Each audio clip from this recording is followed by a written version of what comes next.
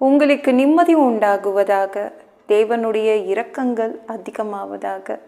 தேவன் என்ன சொல்கிறாங்கன்னா, அவர்களுக்கு முன்பாக இருளை வெளிச்சமும் கோணலை செவ்வையும் ஆக்குவேன் அப்படின்றாங்க. என்னன்னு தெரில, திடீர்னு ஒரு எதிரி எனக்கு எதிராக வந்து நிற்கிறாங்க. என்ன பண்ணுறது? ஏதோ ஒன்று என்னை எதிர்த்து வந்து நிற்குது.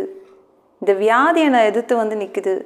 திடீரென்று இந்த பிரச்சனை என்னை வந்து எதிர்த்து நிற்குது. இது என் வாழ்க்கையை கோணல் மாணலாய் ஆக்கிவிட்டது. திடீர்னு இவர் வந்து என்னை எதிர்த்து நிற்கிறாரு. பெரிய ஆளுங்க அவர், எதிர்த்து நிற்கிறாரு. இவையெல்லாம் சேர்ந்து என்னுடைய வாழ்க்கையை இருட்டாகிடுச்சு. அப்படியே என்னுடைய வாழ்க்கையை வந்து கோணல் மாணலாக அப்படியே ஆக்கிடுச்சுன்றீங்களே. தேவன் செவ்வையாக்குவார். ஏதோ ஒன்று எதிர்த்து நிற்குதுல்ல, யாரோ ஒருத்தர் எதிர்த்து நிற்கிறாங்கள, அதெல்லாம் சரி பண்ணுவார், செவ்வையாக்குவார். ஓகேங்களா? நம்ம தாவீது இருக்காங்கள, நல்லா சவுல் ராஜாவோட நல்ல ஒரு 2 பேரும் நல்லா பேசிக்கிட்டாங்க. அவர் ராஜா தான், இவன் வந்து ஆடு மாடு மேய்க்கிறவ தான், ஆனால் கூட நல்லா பேசிக்கிட்டாங்க. என்ன நடந்துச்சு பாருங்களேன். 1 சாமுவேல் 18:8-9 வசனங்கள் பாருங்களேன்.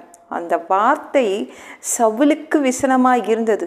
அவன் மிகுந்த எரிச்சல் அடைந்து, சவுல் மிகுந்த எரிச்சல் அடைந்து, தாவீதுக்கோ 10,000 எனக்கோ 1000 கொடுத்தார்கள். இன்னும் ராஜாங்கம் மாத்திரம் அவனுக்கு குறைவாக இருக்கிறது. இன்னும் ராஜாங்கம் மாத்திரம் அவனுக்கு குறைவாக இருக்கிறது. 9ஆம் வசனம். அந்நாள் முதற்கொண்டு சவுல் தாவீதை காய்மகாரமாய் பார்த்தான். ஒரே நாளில் தான் சவுல் வந்து கொண்டான்னா தாவீதை. பெரிய அரக்கனை நீ சாவடிச்சிட்டப்பா, சூப்பர்னு சொன்னான். அவன் சூப்பர்னு சொன்னான், இவனை வந்து தாவீதை வாழ்த்தினான். பெண்கள், இந்த இஸ்ரவேல் நாட்டு பெண்கள் வந்து பாட்டு பாடி டான்ஸ் ஆடினாங்க பாருங்க. அப்போ சவுல் ராஜாவுக்கு கோபம் வந்துருச்சு. இவனை தூக்கி வச்சு ஆடுறாங்க. எனக்கு வந்து நான் தான் ராஜா, என்னை விட்டுட்டு அவனுக்கு அதிக மார்க் போடுறாங்க.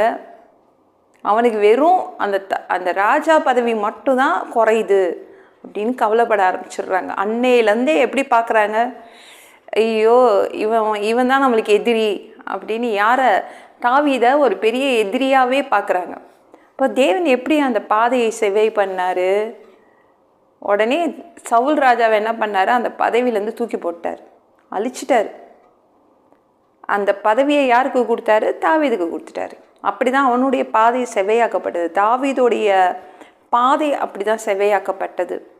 உங்களையும் எதிர்த்து நிற்குதுலங்க வியாதி, கடன், வறுமை, பிரச்சனைகள். தேவன் இன்னைக்கு வந்து உங்கள் கோணல் மாணல்களை சரி பண்ணுவார். உங்கள் இருட்டை அவர் வெளிச்சமாக்கி தருவார். சரிங்களா? அது மாதிரி அவர் வந்து உங்களுக்கு முன்னாடி யாரோ ஒருத்தங்க எதிர்த்து நிற்கிறாங்கள, அந்த நாள் உங்கள் பாதை வந்து கோணல் மாணலாக இருட்டாக போயிருக்குல்ல, அதையும் சரி பண்ணி தருவார். ஆனால் நீங்கள் கவலைப்படாதீங்க, உங்கள் பாதை செவ்வையாகுது. அதனால் உங்கள் முன்னேற்றம் வந்து செம ஸ்பீடாக போகும். இப்போ பாதை செமையாயிடுச்சுன்னா நம்ம ஓடுற ஓட்டம் எப்படி இருக்கும்? நல்ல ஸ்மூத்தாக நம்ம பாதையில் போகலாம். தேவன் உங்கள் முன்னேற்றத்தை தடுக்கின்ற அத்தனை கோணல் மாணல்கள், இருட்டு எல்லாத்தையும் சரி பண்ணுறாரு. நீங்கள் அப்படியே முன்னேறுவீங்க. இந்த வீடியோ பிடிச்சிருந்துச்சுன்னா மற்றவங்களுக்கு ஷேர் பண்ண மறக்காதீங்க. கர்த்தர் தாமே உங்களை ஆசீர்வதிப்பாராக.